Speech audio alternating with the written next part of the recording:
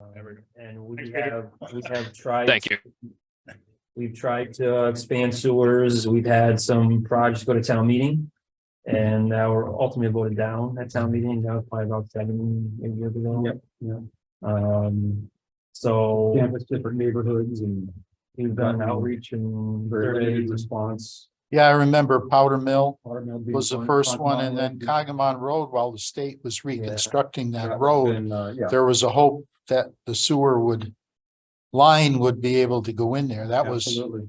was a tough one. Yeah, Tough one to swallow, but Yeah, yeah. It's that just- was a big one for us. yeah.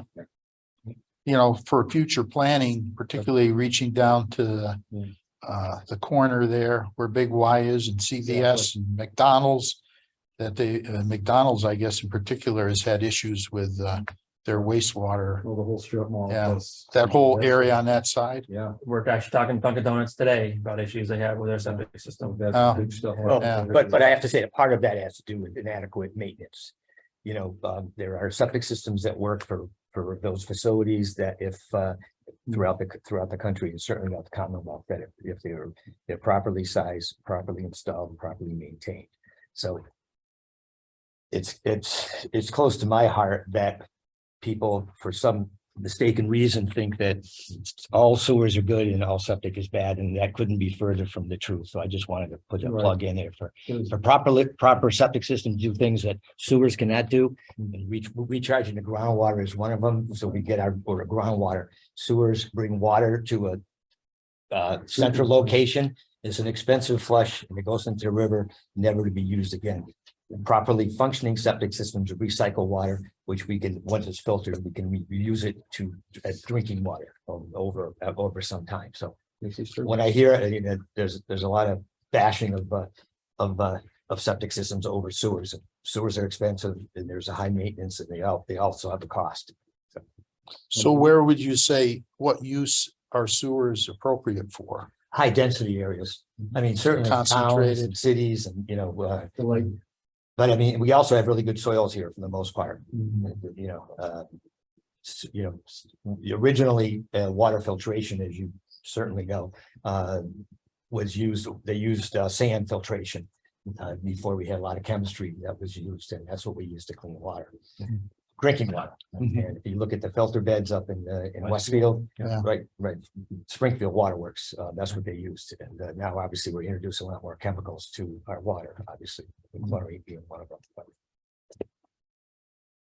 Yeah, I think the areas where at least I hear a lot of, issues with septic is, at the, Congamon Road, by the Big Y. And also the northern section of College Highway. There's some larger properties up there that have issues with septic. Oh, yeah, those concentrated retirement areas, three of them up there. pretty dense Yeah. right there. We've dealt with them in the past and tried to canvass how they felt about it. Had meetings right on site. And, for the most part, they didn't want to have to spend any money, but a lot of them were in agreement. Yeah, I It's the know that Same old thing, you yeah. know. How much is they're it on the gonna cost? margin. Right. Well, the other issue too is that talk about sewer. There's on-site disposal systems, individual ones, and there's on-site facilities that you don't necessarily have to use the big pipe to bring it to the town and flush it with a lot of Right. water. Okay, so you can have just the same level of sanitation at a properly designed treatment system on let's say a subdivision. I was going to bring it up a little later on, but since we're talking about that. So you're still getting the treatment that you wait for treatment plant, but it's on site, like a subdivision, without having to have the big pipe. And the other thing that's commonly misunderstood is that the septic systems that septic tanks that are properly maintained and pumped, and they would generally contain the worst of the worst for a leach field. Okay, they're usually the solids, any particles that should not be going into the leach field. And what happens to those? They get pumped out, and where do they go? They go to the treatment plant. So that's another myth that the worst part of the septic system is actually being sent to a treatment plant by truck, not by big pipe. Okay, so there will be a liquid effluent is going into a leach field, recycled through And then it ends up eventually into our groundwater, which can be used for a variety of things. I besides agree drinking water. with Tom, but unfortunately, a lot of properties that failed Title V. If you canvass how many people have been tested and failed, it's a great idea if, like he says, they work, but when they don't, then something, needs to be done, and that's, I think, what the sewage addressed. Just getting, especially in high density areas like around the lake. And other places that, there's nothing you can do, they're just too close to the water or. Well, that's not necessarily true. It's not necessarily true because they actually have some of the best sands in the town by the lake. Because there is no sewer system, what is there, North Pond area, There's some, it's partial. Yeah. partial? But there's none on the other side, there's none in Suffield. Yeah, yeah, on the Connecticut side, right. But We have an interstate situation. we do. We have to communicate with Suffield from time to time. We do it with the boat docks Oh, sure. and the lake We because do. Massachusetts owns the water. That Anything was else on sewers? smart, right? You think, Jared? That's about it. I Yeah. mean, we have an intermunicipal agreement with Westfield. That seems to be working. It gets amended from time to time and we're in phase 2 right now and it kind of stalled because of cost prohibitive. We did get the parallel interceptor in, as Randy mentioned, which increased our capacity to 500,000 gallons a day. Beyond that, I'm thinking in terms of the future. If Title V can't be passed and adequate systems can't be installed, perhaps we might want to revisit using up our capacity that we're paying for to Westfield, so. Okay. No, now I think you were going to mention some of the transportation or the streets. Yeah, so we've done several paving projects. We've done several culvert replacements as well over the past few years. The culverts themselves, they're designed to meet current standards, stream flow standards.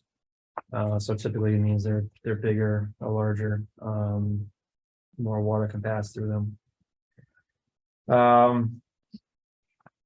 Let's see, as far as we haven't ever, there's been a handful of new subdivisions built over the past few years. There's 3 that are under construction right now, and there's a handful that are also under the planning review process or have been recently approved through planning and are expected to be built at some point soon. So certainly all those are, except for one of them, most are residential. There was one commercial subdivision that was approved for preliminary plan. That was a bit, maybe that was definitive plan Coming up. coming up. So the preliminary plan was approved. Definitive is upcoming.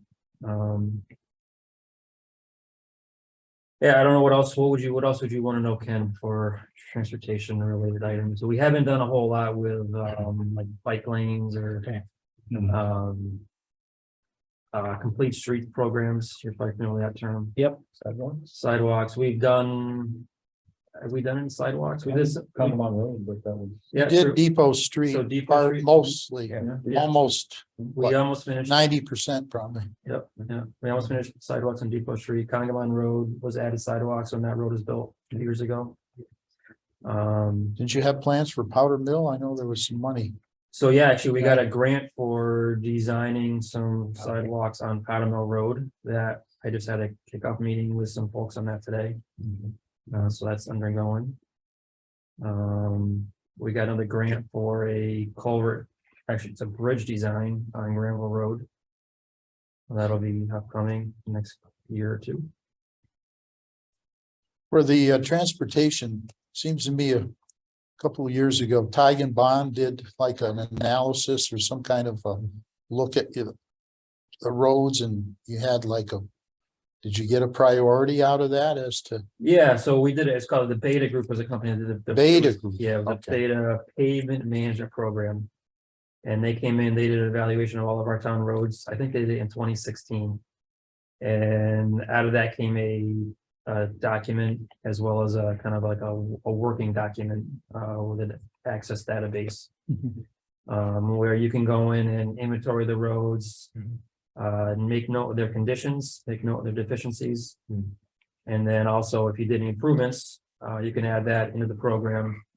And then what it'll do is it'll spit out, recommended list for projects, moving forward. I have a question about roads. Are there any plans on converting the unimproved roads? We have a lot of them. To improved roads. In the So future, what do you mean by unimproved? there's, in my neighborhood particularly, there's pretty much all the roads are what they call. Unaccepted?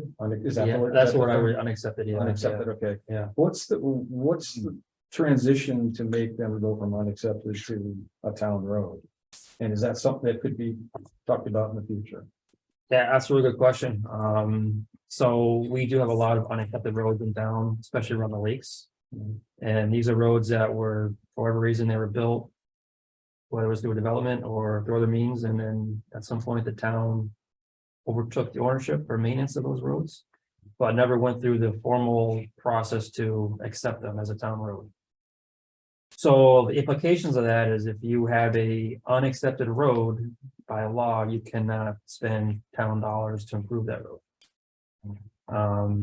And so we do some maintenance on these roads. We do patch potholes, but that's pretty much all we do. Yeah. In the past, we've run water lines, we've done sewers. Yeah, you can do utilities. Yeah. It's an easement really, but as far as the road work itself, you cannot spend town money to improve those roads. So we have patch potholes. That's probably, over what we should be doing, but we do that. But we really can't do anything more than that. Okay, So until those roads get accepted, and there's all right, a lengthy process through the planning board, okay. that really is nothing we can do at this point to actually. It's always been a question of mine, so I'm glad Yeah. you cleared it up. Yeah, Have you what was it, Veteran Street or some of those streets, there's been funds available to bring them up to a standard, and then do they get accepted or? so Veteran Street, we are successful in getting some block grants. That's the word I was trying to come up with. Grants. Community block grant, yeah. Yep, Yeah. and so we're actually working with PVPC on several projects, 2 projects right now, North Lake Avenue and Bungalow Street. We did 2 others a few years ago, where we repaved the road, widened it to 22 feet wide, added new water, new sewer, new drainage. The block grants are great, so we can do work on private property through these block grants, which what allows us to do that work on these unaccepted. So they're an unaccepted public way when you work on them. And then is there any way to make them an accepted public way after it's, really brought up to standard, I guess? So the problem we have with these roads is they probably will never meet current standards. Ah, So the right of way is like all those roads you mentioned is 25 feet wide. yeah. There's no cul-de-sac. They're mostly dead ends. There's no cul-de-sac. They don't meet our current design standards for new subdivisions. So I don't know, maybe that's probably a question for the planning board to consider. If Yeah. they would allow that, but my, they don't meet this. Because sometimes in subdivisions, planning board will allow narrower, have some flexibility allowing narrow. But as a look back, I don't know. It's usually when we're reviewing proposed projects. And those community development block grants are always income dependent. That's why they're in those areas. I worked with a bunch of those when I was at Westfield several decades ago now. So they're usually related to income. They are income related. Yeah, I guess I don't know, maybe because we're a town or something, we don't get the same availability of funds that like a city or something gets. It seems like some of these cities get hundreds of thousands of dollars of community block grant money. Yeah, it's related to. But we have to do a specific project and like specific Tom's areas. saying, we have to meet these criteria, Mhm. low income or whatever. Population size. Yeah, yeah. That's in your environmental justice neighborhoods, I believe. Yeah, Probably. yeah. So we don't have, the neighborhood you're talking about is probably the only neighborhood that I think of that probably would qualify for these block grants. veteran bungalow. The lakes, the other lake roads probably would not qualify. It might be good to discuss it and In case. by case see, basis. if there's alternatives or options, Sure. to have some source of funds. Yeah. As time goes by, I don't know. No. Because these things aren't going away, people are still gonna live there and, whatever. keeps Well, going would there on. be compromises for making an acceptable road that's not acceptable by today's standards? Yeah. I think So you something can to do think work about. out, Yeah, Have I to mean, I don't know if redefine that- it, right? Redefine the road. yeah. Is there a state minimum standards? Does anyone know that requires roads to be, I know you have road width and pitch and, The guidelines, I think the standards are the town standards. Okay. What do you define as an acceptable road? And So- that's so written. that might be that's something by we're- law. reviews of looking planning at. board and. In your subdivision regulations, Yeah, that's typically. yeah, how you chapter define it. 315, we have subdivision regulations, but these are like past. That's a From little the harder to 40s, challenge, right? maybe 30s and 1930, 1940, way back. Yeah, these are all, campsites, Yep. Yeah. 25 Summer. foot lot campsites, and Summer. then over years you buy Dirt 2 or roads. 3, and then Yeah, you yeah. build a little Yeah. cottage, and then you buy 3 or 4 more little lots and build a house, and that's how these properties develop. Yeah. So. Great. So a portion of this, part of this conversation is to also address, obviously, we understand that the climate is changing and those types of weather impacts can affect infrastructure. So this next question is probably specific to streets, and or other town infrastructure. What are some locations adversely impacted by severe weather conditions? And then I also have culverts, and I know that you're going through culvert replacement and probably utilizing some of the state programs to do that. But currently, are there after a storm event, are there parts of town where you're experiencing some flooding? I would say we've actually been pretty lucky in that regards. I mean, there are some locations that I've seen water flood over the road. But it usually recedes within, hours or a day, and it's very infrequent. The ones I can think of, top of my head are Industrial Road, which is the road leading to our transfer station. Okay. That's along Great Brook. Is that at Great Brook where the flooding is taking Yep. place in the past? Yep, yeah, I've seen that one flood over. We just replaced a culvert on Claus Anderson Road this past year. That experienced some flooding as well. What was that road again? Claus Anderson Road. We just built that culvert this past year. Oh, yeah, you took, Um, yeah. other locations where I've seen water come up to the road. Davis Road is a culvert. Davis near Viney Hill. Yep. Yep. John, help me out here if you think of any other. So let's see, what about, is that second? That's Klein. Claus Anderson right there. Yeah. Oh, Klein, thank you, yeah, there's one by Klein. Steal my thunder. I should have said, started Oh, with the word. you've got that one you've got that one coming up, right? Actually, there's 2 on Klein, so we got funding for the smaller one on Klein, not the bigger one. So that was one. Randy, over in sheep pasture, there's a dip down, a series of wetlands that's probably connected to. Yep. The lake, is that ever, Right by is that ever a problem? I know those culverts are set real Yeah. low, there's at least 2 pipes. Yeah, I can't recall it being an issue with flooding. You know, Haven't top seen it goes- go oh, across Okay, the road. One thing I will mention, I don't know if it pertains, but the lakes. You mentioned severe weather, and Massachusetts has jurisdiction over the Congamon Lakes. And occasionally, and they're controlled by weir gates at the end of South Pond. Occasionally, severe weather causes things to rise and fall. We can either have a really bad water season and things just drain down, or you can have a lot of rain and they lift up. There are things in place to help control the lake, and I don't know if this would fall under this kind of jurisdiction. Sure. But there's This is South lake Pond, groups so that the are water dealing flows with down the this Lake whole Management canal, Committee and they have some grassroots organizations like Citizens Restoring Congamon that deal with this kind of thing. And to a certain extent, the Conservation Commission too deals with. What do their efforts usually consist of? Like is it advocacy to ensure that they're Advocacy, continued yeah. to be Yeah, discussed? Particularly Lake Management Committee, Dick Reynolds does a lot of work with getting grants and investigating potential sources for cleaning things up. Okay. And there's something in place now to dredge both the canal and Great Brook, which are big dollar items. Yeah, this. And that'll, you know, that would kind of, Dredge that's this. what I consider infrastructure, Yeah, kind of on a Great large Brook level. is the Sure. Other one that goes. And, Closer by. I just want to bring it up. no, that's great. Thank you. That's helpful. I'm a Yeah. lake guy, so I'm part of the lake community. Well, yeah, and I think it's intuitive, especially Right. if there are controls, Yeah. you know, that are supposed to protect the town from Yeah. the lake from Right. overflowing. I mean, you know, we just open the weir gates if it gets too high, that's Yeah. all. Yeah, I think there was an issue of beach erosion and so forth when the lake gets too high. We close Uh, it to boat traffic and Yeah, the other outlet, of course, is, you mentioned the Great Brook, which goes is both ways. Huh?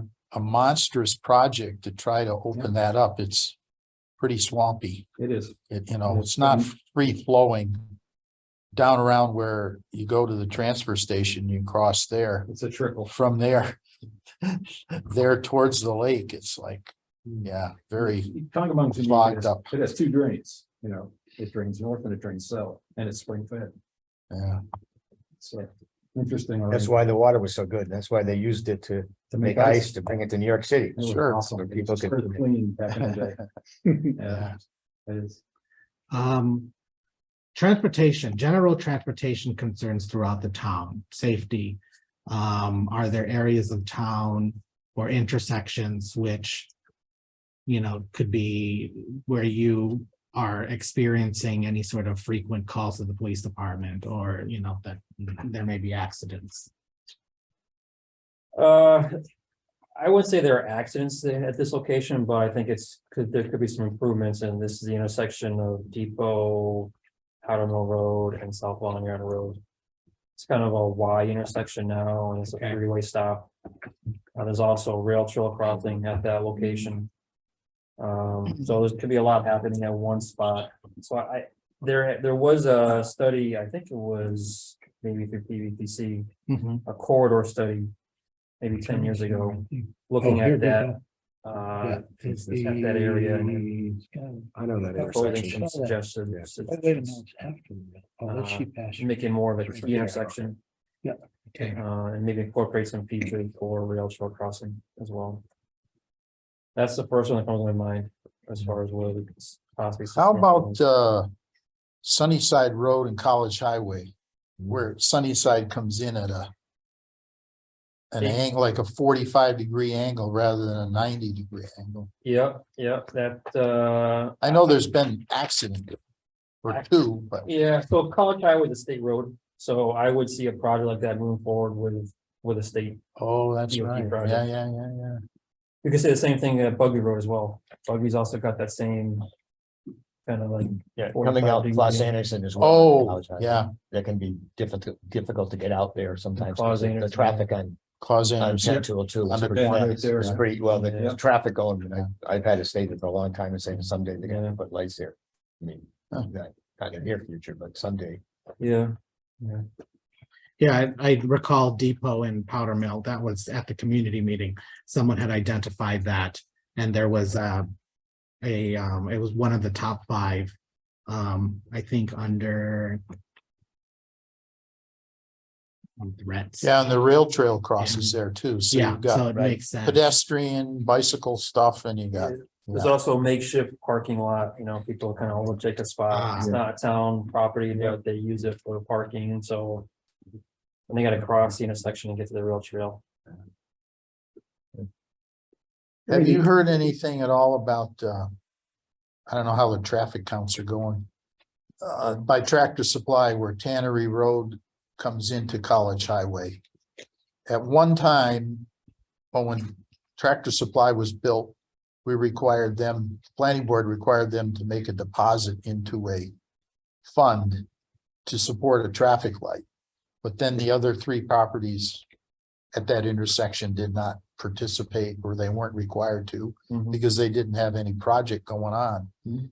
But to me, that seems like it warrants, I think it warrants a traffic light. In other words, it would meet the criteria.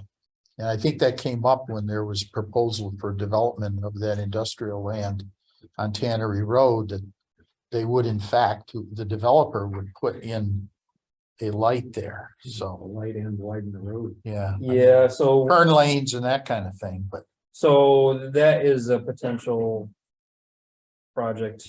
So there are DOT has, they call them a warrant. There's only warrant, basically it's criteria for what would trip or what would be appropriate for a location for a traffic light. And there were some traffic studies, when I think Tractor Supply was built, that didn't quite trip the warrants, but it was close. And I still think we're in the same category. I don't think the current traffic volumes trip a warrant. But if we do get some future development. Probably would. yeah. Because we had Tractor Supply, Family Dollar, but I don't know if De Palma had built that yet. That's his property there. Yeah. And then we have The funeral home. is- Avalon. Avalon Funeral Home, Yeah, but their traffic is like comes Yeah. and goes. Right. I when you go through there sometimes, depending, I guess, the time of day, of course.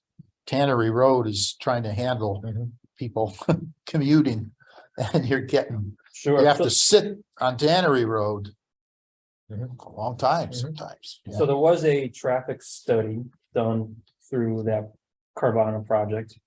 And some, I would say, concept plans developed for a traffic light at the intersection. But obviously that didn't move forward. So there's probably an associated dollar figure or something in that whole. It was, Package. I was shocked, but it's a $1 million project probably. Just because it's not just the lights, so you gotta do reconfigure the intersection, there's probably some land takings. There's other impacts that would have to be addressed, it's not just putting up a light and calling it a day. Mhm. It's very impactful. I'm sorry, Randy, on that specific note, I don't recall the feasibility study that looked at the connection, this is off Tannery, Sam West to Hudson Drive. I think over. Assuming that is something that happens over the next 20 years, that's going to change, the flow, at least of commercial traffic. In that particular question, did it go into the depths to talk about any of their thoughts about what might happen at that intersection of Tannery?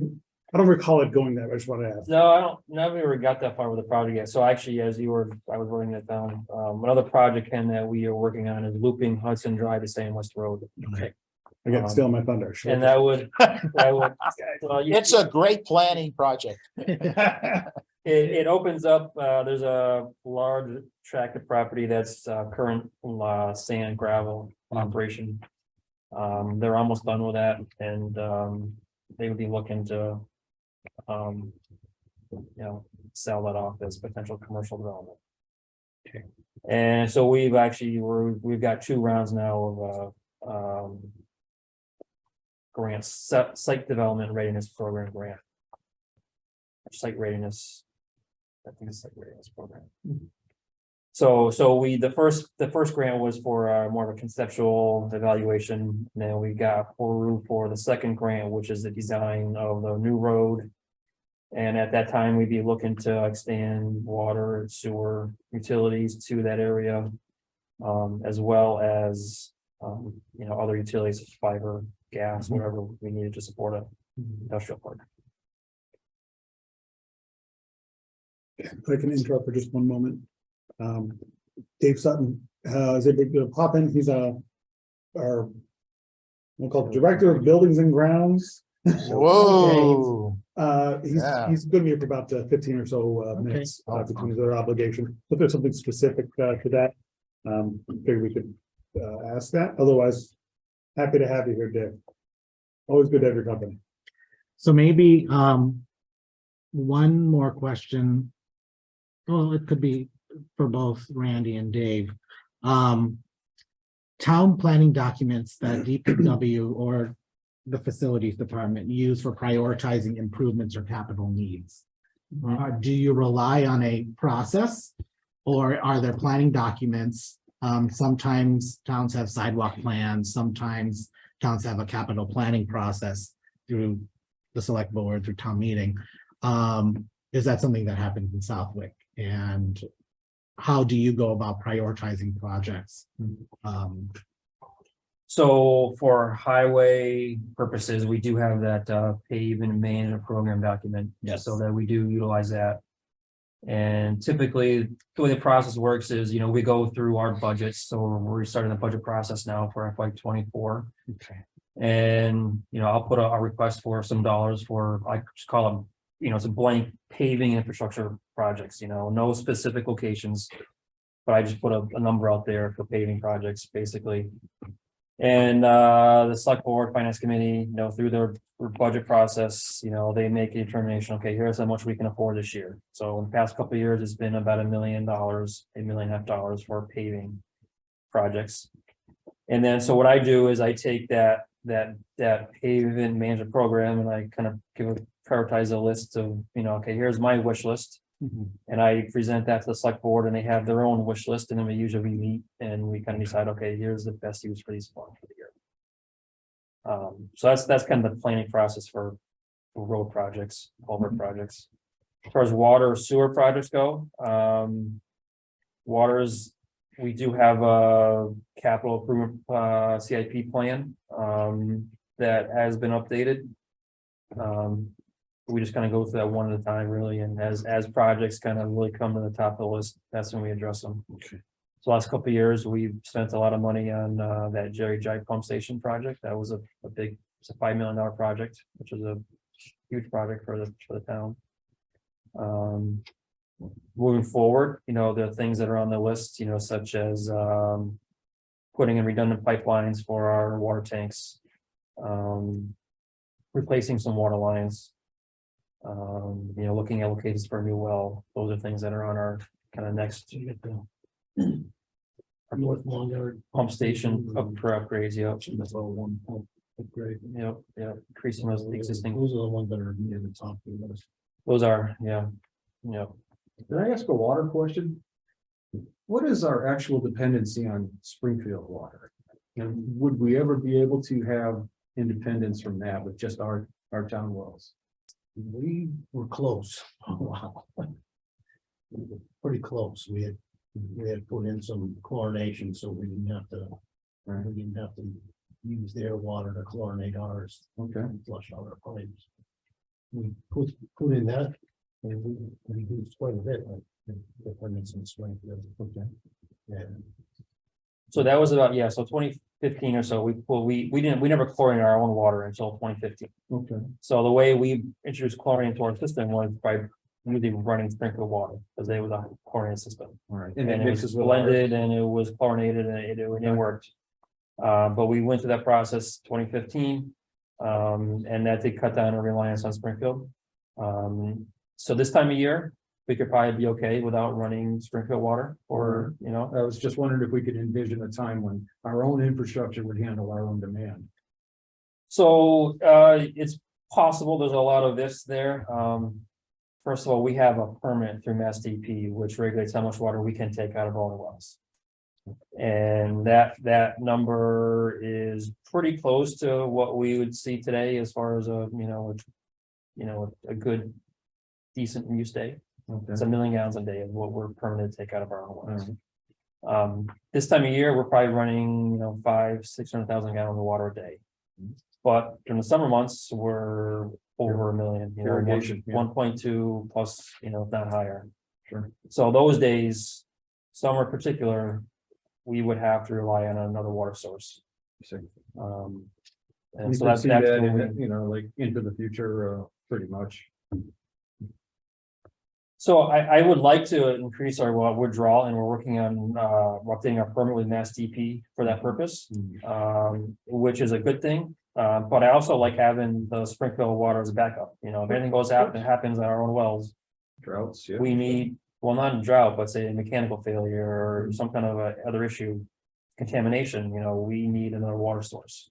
So would you factor the new well in the North Pond area into helping us be able to be self-sufficient? Because that could provide a lot of that Lexington Circle.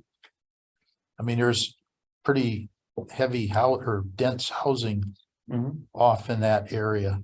It would help. So the way the DP looks at our permit now, it would be essentially a second straw in the same cup.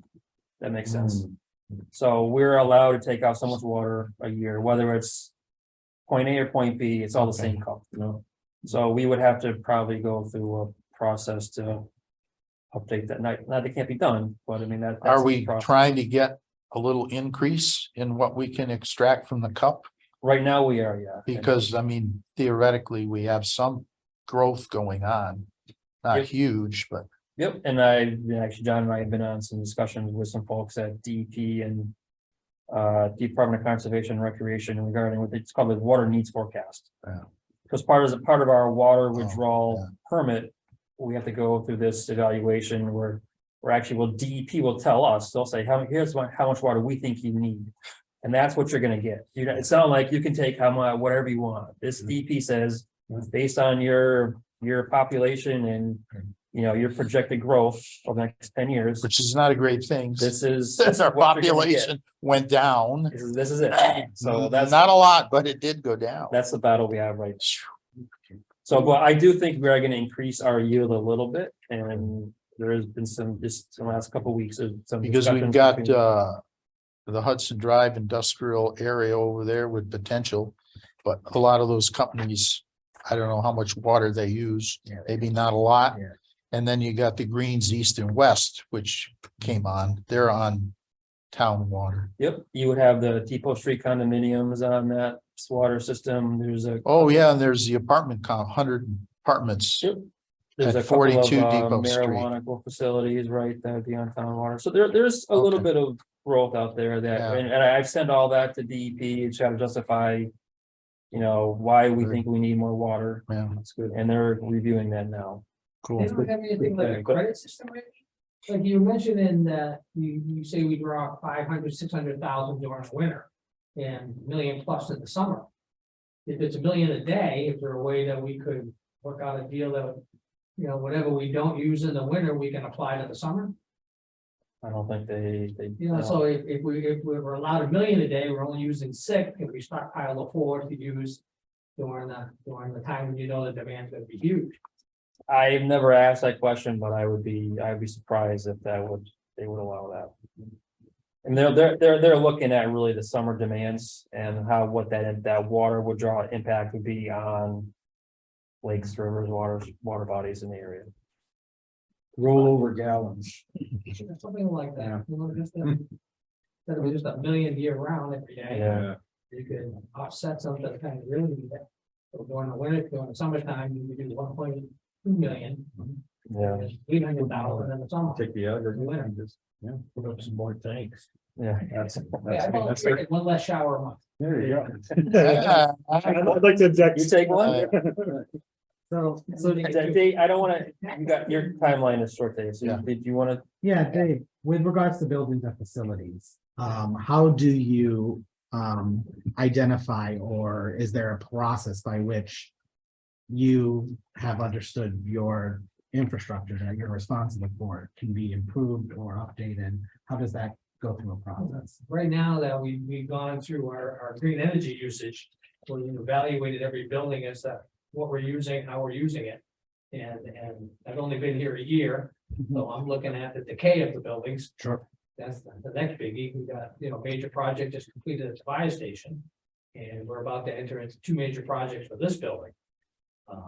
This building here is getting a little tight for space. As the town grows, the infrastructure has to grow. Well, we're running out of places to put everybody. So that's something we need to look at. How can we make better use of what we have instead of having to add on? So that's the line we're gonna start going down, is how can we take the space that we have and utilize it efficiently.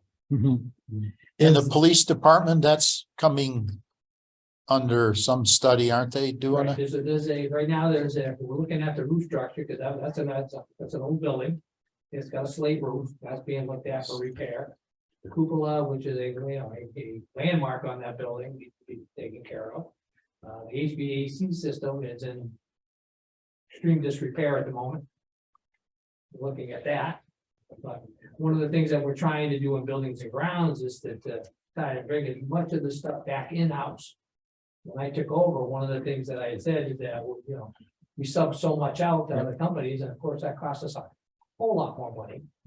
Develop a team here in buildings and grounds in order to start taking care of things ourselves in-house. Yeah, So you're responsible for Wally Park and the rail trail? yeah, they call it Lineal Park, It's a linear park. Linear Park. It's a beautiful park. They transferred all the properties over to my department. So how about, is there anything else that you've got out there that's big? I mean, the Sofinowski and Gorge, that's conservation? It's still under conservation. Okay, There's 4 of them. 4 of them? Four or five. There is talk of bringing more of the responsibility of seeing it here, even though it'll be there. So right now it's, if it's recreation, it's kind of going your Take way. care of the physical needs, yeah, administratively, that's done through Parks and Rec. And They are running the management, Parks and Rec. Yeah, we take care of the scheduling. physical needs. Yeah. Which is nice, we fine tune that staff down and made a lot of great changes, and you know, Wally Park has come a long way in the last year. We're bringing it back to what it was when we got it. Yeah. But it takes a little time, and So I'm gonna say the P word, pickleball. yeah, Is that, did that come up during any of the public sessions? I could Yeah, say and the there's been surveys. discussion. Yeah, Definitely been discussion and a huge interest. We are adding a water park to Wally Park. Oh, It's a that's small one. It's not to keep it, and right now you go up to the park and it's over 80 degrees and that park is deserted. It gets warm up there. There needs to be something for these folks to get cooled off. These are just gonna be misting. It's very well controlled. The plan that they have in place is ultra efficient. We've got a few more- And make sure you're talking to the Board of Health about that. Huh? Make sure that we get a piece of that, yeah, because the water parks have historically had some problems nationally. Without proper oversight and design, so. Standing park, this is misting. So it's not like it's a big puddle up there. I think Westfield has some of those. Westfield Yes. has, Yes. do they have that? Yep. I've got the native part. But it's one of those misting Oh, okay. that it's a constant new water, not a reused or standing. I think Dave is also responsible to the town beach. Yes. Okay. Yes, And- both of them, we have an old and a new one. We just did some extensive work to the beach where we refurbished all the sands there Yeah, and rehab the whole beach area. And you solved the parking problem. solved the parking Which problem, was- thanks to Randy Brown's guidance. Oh, Hey, I thought we were gonna be in a hole for a big chunk of change in order to do this, and come to find out, it was easy as peasy. The whole idea of putting a parking lot in there is that it's only used a couple of months. So he says, leave the grass. Yeah. Like, never crossed my mind to even think of that. But because we did that, that just saved everything. yeah. So. It's better not to have to pave it. Yeah, so all we really needed to do was just Yeah. to get, get all the approvals, which we did. Yeah. And then open up a section of the fencing.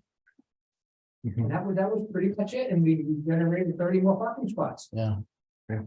How about parking for the rail trail? That we're working on. Challenge? I know there's some private places that people, well, Randy mentioned the one at Powder Mill, South Long Yard, but, There's a couple of spots we're looking at. We've had some offers as far as some land goes. We're working on one on sheep pasture. That was started with a grassroots effort through the community. And that's about we're just waiting on some fill. And we'll have an access point there for emergency access vehicles. But there's also I found there's funding available, so we're gonna start applying for granting to look at other areas. We have access over off of that Polly Street. That's it. Oh, yes. Attached to it. oh, But yes. we do have a parking area, but the land around it isn't. And there was an ad hoc one up on Feeding Hills Road, but that's been blocked now. Yeah. That agricultural field, I don't know. So we are Was looking that Red Willowitz, Joe Red Willowitz? Parking area Yeah. for access. I mean, that's, right there. That would have been great. Yeah. I mean, it's a great, people love that. Yeah. trail. Yeah. It's very active, and one of the things that we've done, thanks to the changes in buildings and grounds, that we're taking care of things ourselves. Last year at this time, there was over 6,000 spent tree removal. We haven't spent a penny yet. We've been doing it in-house. Hmm. Tree goes down, we're notified, my crew dispatches. You know, we cut them up, move them out of the way, get it all cleared up, and the trail's open in within hours. And it doesn't cost us anything. That's why we're here. Yeah. Nice. Good. Great. Speaking of trails. Yeah. Trails. That definitely was identified, the trail parking was identified at the community meeting as well as on the survey. That's very important to the town. So that's exciting that, you know, there is momentum to move towards that there, that. We have tremendous members of the Parks and Rec Board that are so behind that trail. Sure. They oversee it, they watch it, they notify if there's any problems, and even the vandalism has gone way down. Right. Oh, and there's a nonprofit group that supports Yes, Friends of the Rail Trail. Friends of the Rail Trail. Yeah. And because now that we're here and they know it, they notify us when there's an issue, instead of bringing in a contract. Yeah. We're able to go out and take care of these things, that's why we're here. That's great. So just to add to what Dave said, there was a couple years ago, there was a building needs study that was done. Okay. So every town building, or the main buildings were all evaluated for building needs. Out of that document came the new roof of the fire department. That was done a year ago. This building is gonna get a new roof. But there is a need to look at the DPW facility. We are undersized and it's a very, very old building and that is useful life. So that's something I'd like to see in the document is how we can look forward to that. Yes. That's great. That is a new- Well, yeah, we'll put that in the short term. Maybe. Is the life action of the town. And what these guys do on a daily basis is phenomenal. Oh, of course. And above and beyond, not only just plowing and trash removal, there's a lot more to it. Mhm. And they're working in not the best conditions out there. Okay, so if anyone can speak briefly to transit, I think this is a conversation that does come up. And probably typically it would be identified, and we have a listening session at the senior center on Monday, and I'm assuming that transportation is going to be a conversation at that session. But generally, I don't know if this, this group Thanks. Dave. is aware. Thank you so much, Dave.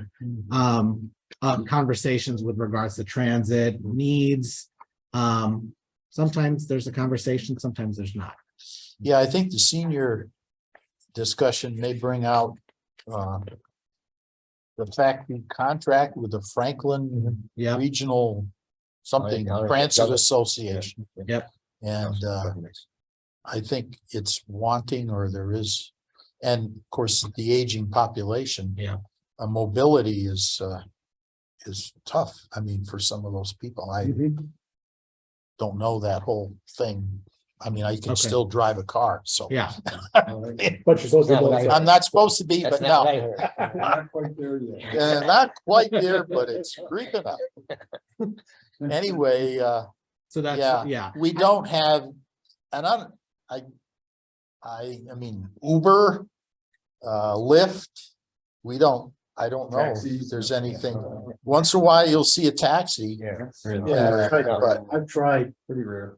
just to see if Uber, if there's anything available. There's really nothing here. I almost, because I have some time during the day, I almost put in there just because there's nothing here. Mhm. Not because I wanna earn the money, but. Yeah.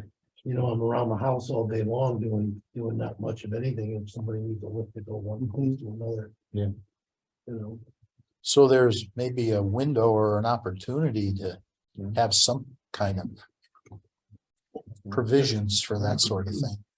yeah, I think the listening session that my colleague will be attending and participating in. I think that's probably going to be captured, Marcus. I think a need with regards to that is to really re-examine maybe and, you know, take a look at what the transit options and what those shared ride options are in town and exploring more. As far as I know, we have no bus stops. Right, You know, we have a major corridor, but. yeah. Yeah, nothing comes south out of Westfield, and Downtown. I think Feeding Hills, they come right toward to the bottom of the hill there where that first traffic light is, and they turn and, Yeah. you know, they don't come to Southwick. Yeah, PVT's been cutting routes, not adding routes. So, And there's that too. Yeah, yeah, I highly unlikely they would extend service to Southwick. yeah, the demand is, that's a tough. Okay. So the next question is.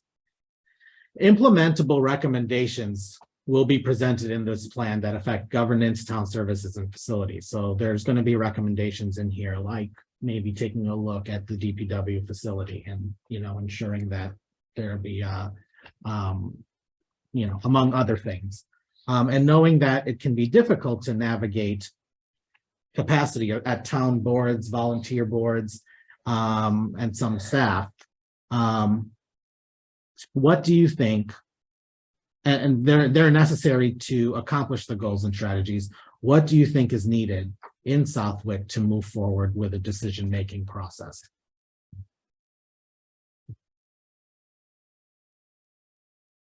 Are there committees that you would rely on?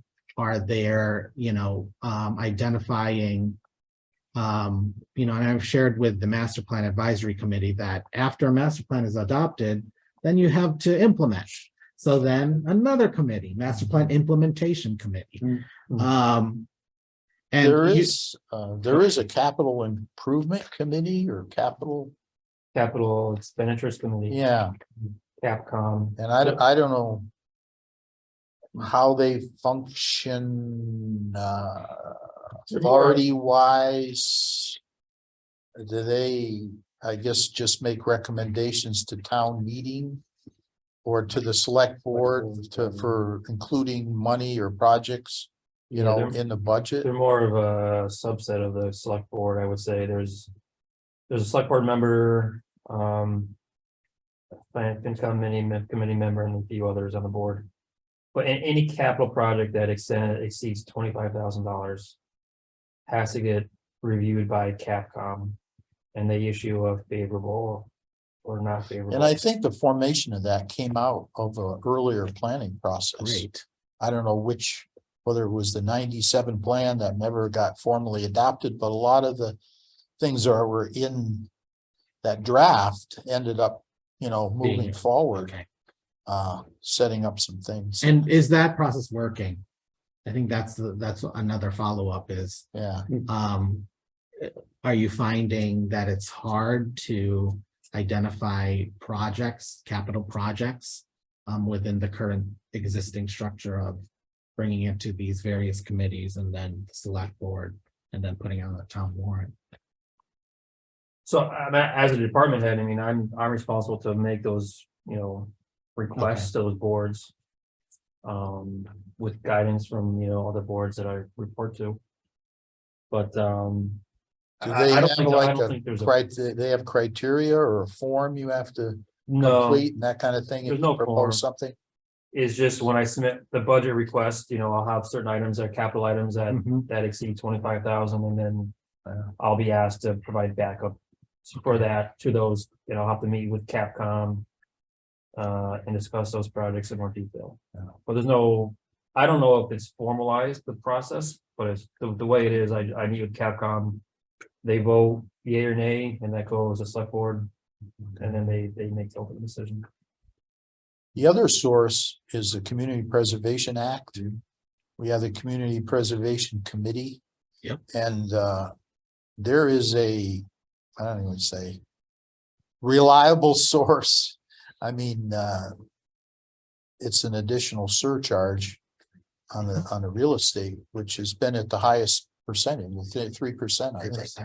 So there's a really useful resource there, and I don't know how much of that has been used on public facilities. I know some of the law was changed that allowed the money to be used on properties that were not required with CPA money.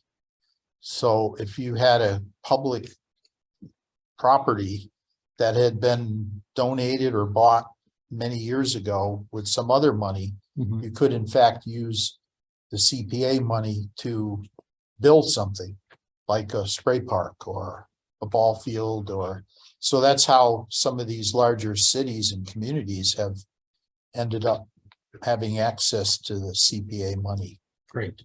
But we've used it a lot, of course, to acquire open space Yeah. and that sort of thing. Typically, if that's. But I don't know if people have looked at other needs Okay, that could tap into that fund. but that's probably a process by which an entity would be going to the committee to say, we'd like the CPA fund to fund this, or, Yeah, yeah, okay. like the Friends of the Rail Trail might Yeah. submit a project to build a parking lot or Mhm. acquire land for a parking lot. Okay. Very good. So this is one where I think it allows the various town departments to think about what you may be hearing from the community during the master plan process. So what issues do you think we are likely to hear about during the master plan process? Obviously a community survey has been completed. We have had some community meetings that identified strengths, weaknesses, opportunities, and threats within town. With regards to the work that you do, what are you thinking the community will identify as large issues from the town?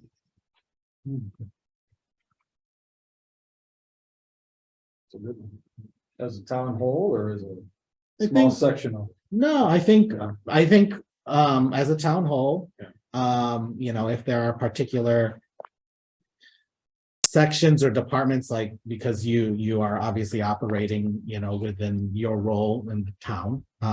If that is something that you can address, great. If it's wider, I think that's also great. So,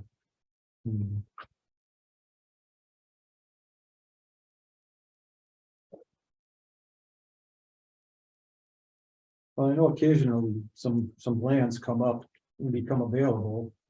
And we have usually right of first refusal as a town and sometimes it's questionable where the finances will come from, or if it's worth doing.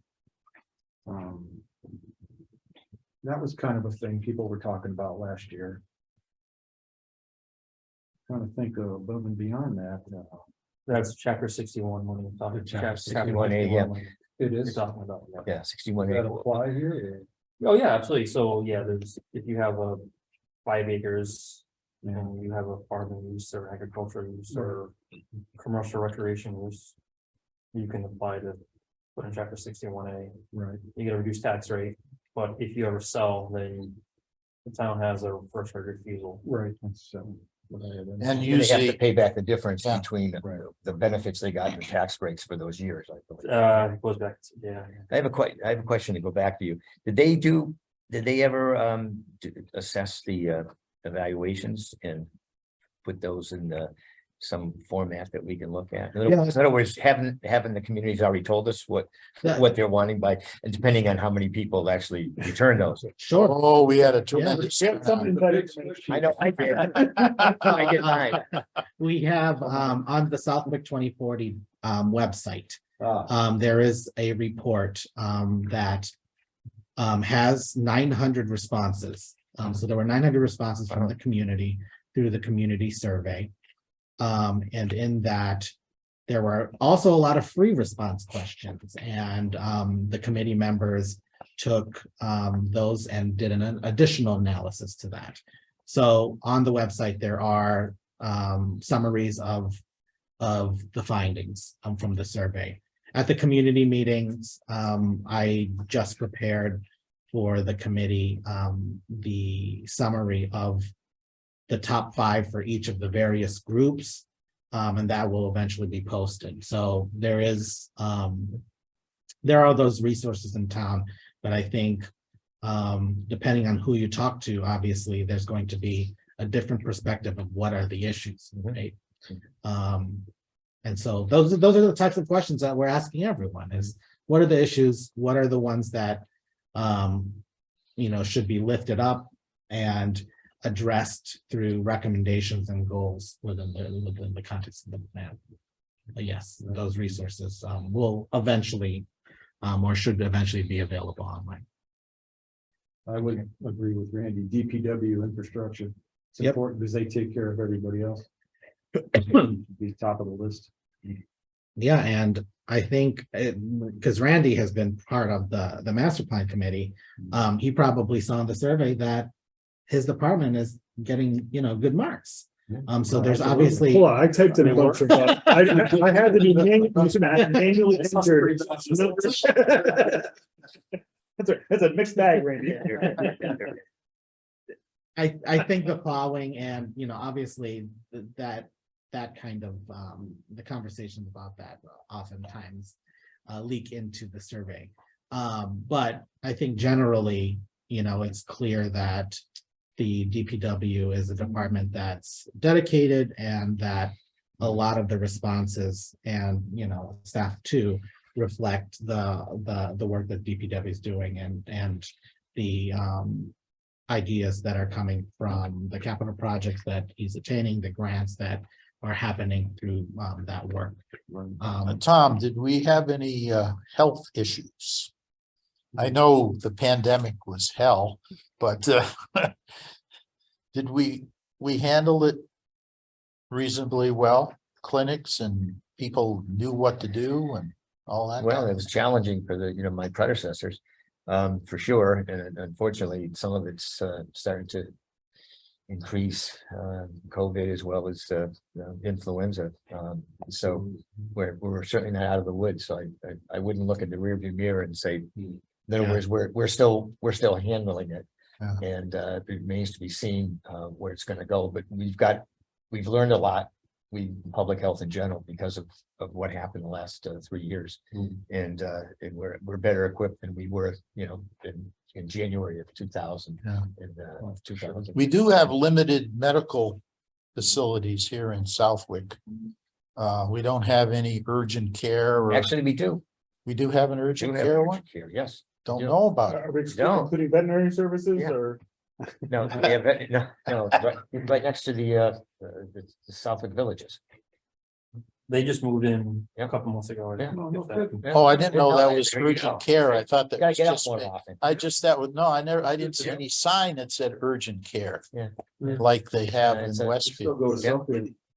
Yeah, no, there's one right there. So That's good to there know. should be some kind of publicity on that or something, Yeah. promote it. It's not a bad It's idea. interesting. Yeah. Because there was a concern that we don't have a doctor, but we do have a doctor again, apparently, so that's good. Yeah, They open 24/7? I don't think so. Probably just No. walk in during the day type stuff. But they are affiliated. There's numbers of them throughout the eastern part of the state. It's an affiliate from there, but at least we do have one. Hasn't been a lot of notice on that. We should That I- promote it. They should That's right. promote it. That's right. Yeah. That would be, something that's. I'm But, sure the people that live within walking distance probably appreciate, Retirement homes. That's Yeah. right, yes. kind of surrounded by, Absolutely. yeah. They're not far from Noble either. True. Well, and we have improved our, what do you call it, emergency management, operations. Yeah. That's been a multi-year. We don't have the fire chief or police chief or someone here from there, but, those departments, but, you might check in with, Yeah. the fire folks because it's been quite a process and not cheap to get people qualified to have that certain level of care that they can provide, because we used to have to rely on Westfield or Agawam to do that, whatever. They still have Level is- mutual aid Okay. for yeah, fire services, yeah. I know, and Yeah. didn't we change the dispatch? Oh, yeah, It's- that's right. That happened fairly recently. We have a regional dispatch system now. Yeah. We don't have any people in Southwick, they're in Westfield dispatch office. Which was a big step, Yes. big Yeah. thing, big decision that was made. Yeah, that's just the trend. Yeah, Have we heard from Southwick Emergency Management, the guys with the ham radios? Charlie. There was a Charlie done that. department down there that they're a very viable department. I know a couple of the guys. Have they approached anyone or filled anything? Wasn't out? Charlie Dunlop Charlie? on one of the focus? So yes, that must be the, SEMA.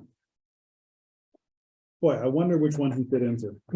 Looking at your type test here, Marcus, but yeah, I believe he has been invited to one of the upcoming focus. groups. Charlie and Pauline, his wife, and Chip, and a couple Well, of the guys. I think one of the things that ends up happening too is, as Marcus stated, this probably would be the focus group that would have like emergency services. However, sometimes they're not available and sometimes we just follow up with, just a quickly.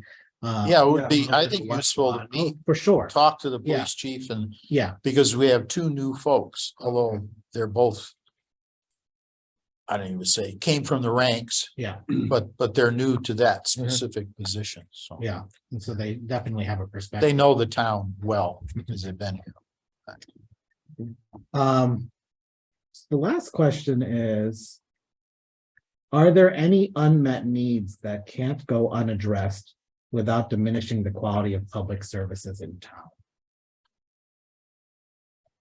What are the needs that's either continuous and, I think that the word would definitely took a lot of notes with regards to the ongoing projects that you're doing to improve sewer, water.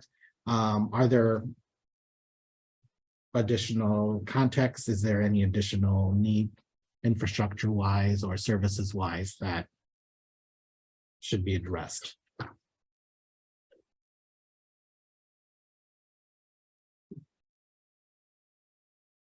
All I can think of is, I mean, there's always been a need for, like road projects, as Jerry mentioned, paving and. We are limited by budget, by funds every year. Mhm. I don't know if that really answers the question, Fitz are here, but that, there's always that need. Yeah, and it seems as your process has established, or you've established a process by which you're prioritizing every year. And that is a town budget line, or is that how to utilize the chapter 90 funds? It's a combination, so Okay. we do get chapter 90 money, and then we do supplement that with local funds. Okay. Has anyone ever talked about crisis management in the event of a catastrophe? Would that fall under the funding for something that we could talk about? Or is that? Well, we will have a sustainability, climate change and resilience focus group coming up.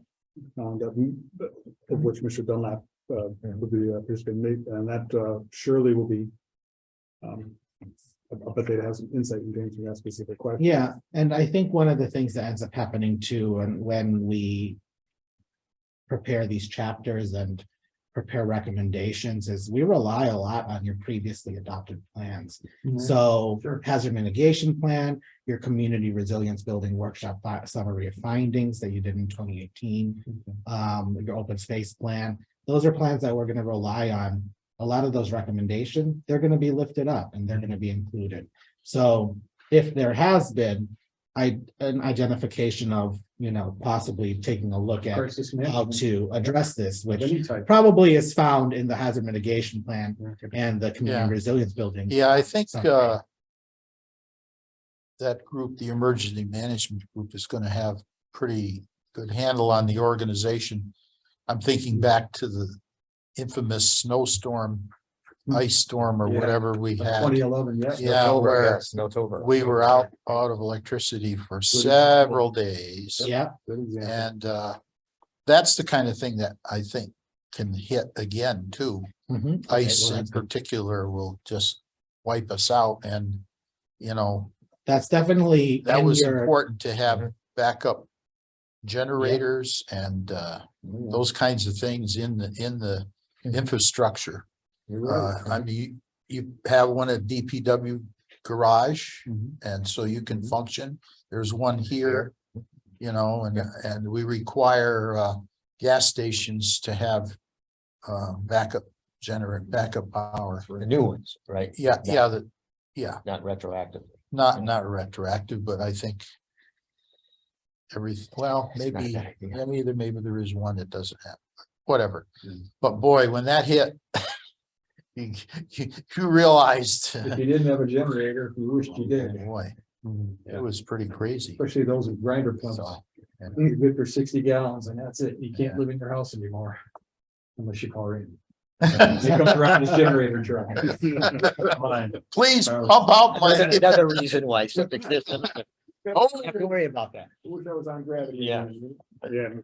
I think going away from the DPW for a second, you asked earlier about what people may be asking us, the town, to what their issues. I Yeah. think probably, we've heard this over and over again, open space and recreational opportunities. We're a recreational community.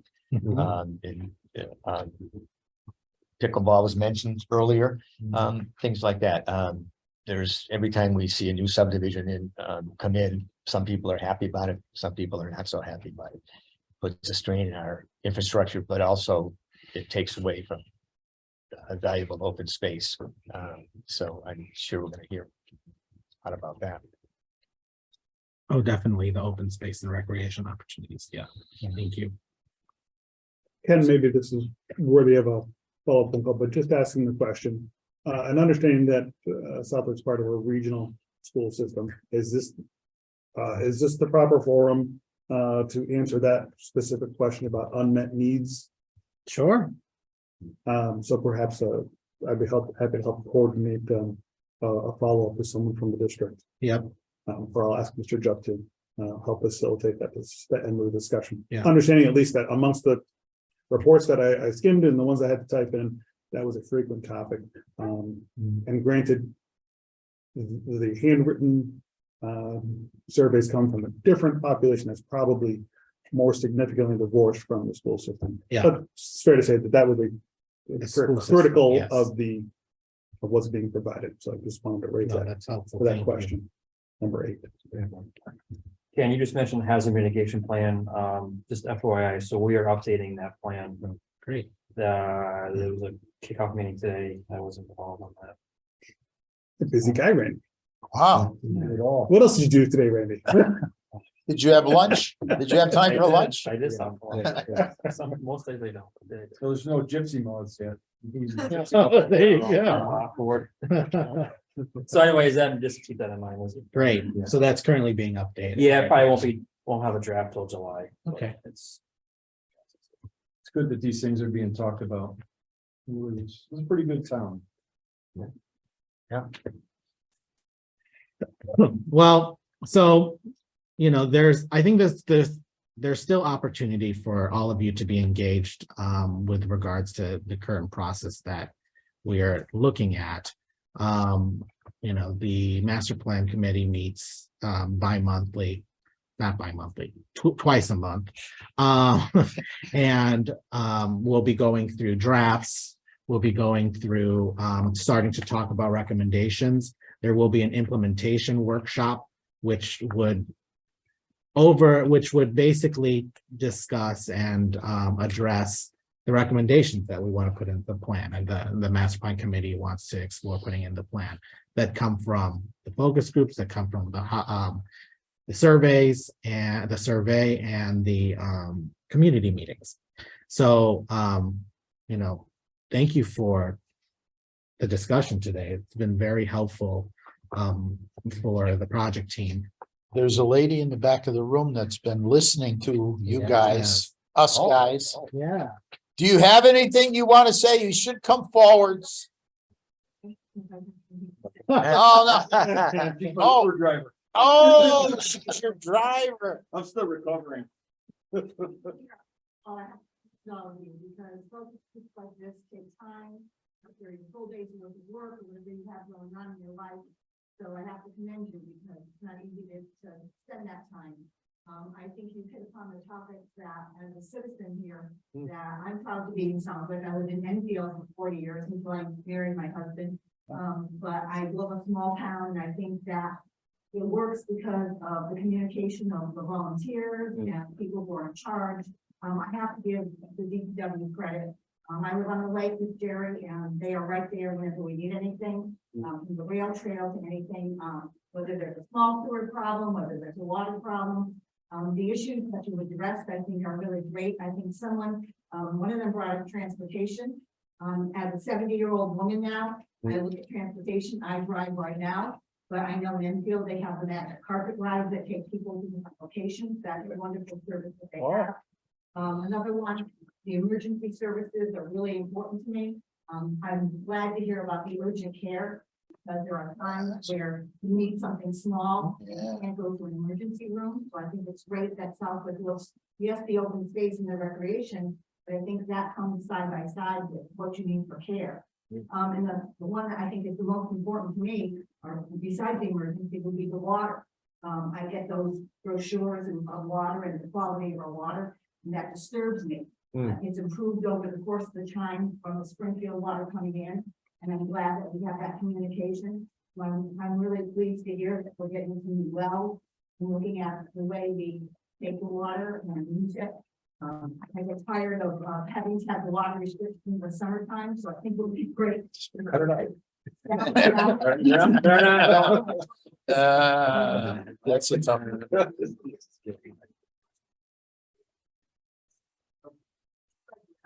Yeah. Recorded on the owl. I don't know. And your way out, there's an envelope for you. It's a $25 gas card. And a t-shirt. Oh, yeah. Grab one of those small, no. So thank you so much. Please, I believe John, when he sent you the invitation, my email is attached to that, so. Great. Please, Thank if you. you have any additional thoughts, ideas, that we can incorporate, document. So, please Southwick2040.org, right? .com. Oh, We're not .com. with .org, you know. Southwick2040.com. There's a lot of information on there now, and it keeps growing. So thank you. Thank you guys for coming out. Yeah. Of course. Thank you. Appreciate it. And we'll be scheduling the future ones shortly. Was this your first one? Ken? This was the first one.